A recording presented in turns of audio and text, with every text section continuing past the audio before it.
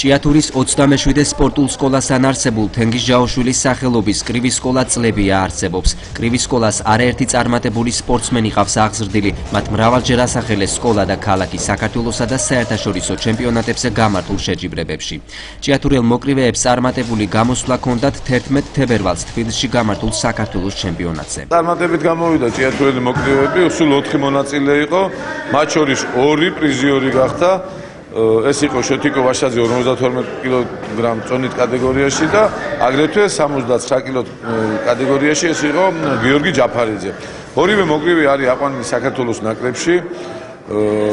სხვათა შორის კიდევ ერთი ჭიათურელი მოკრივე, რომელიც თბილისის სახელით გამოდის, ამჟამად ის 75 კილოგრამში გიორგაძე გიორგი გახდა ჩემპიონი და ისიც აყვანილია საქართველოს ნაკრებში.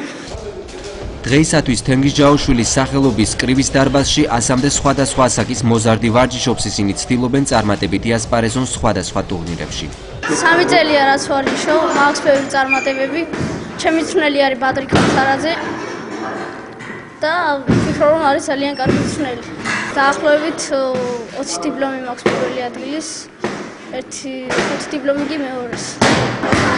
მე ვარჯიშობ 3 წელია რაც ვარჯიშობ. მე მომეწონა ეს სპორტი და შემოვედი. მინდა რომ გავხდე ჩემპიონი და მივახდიო წარმატებას.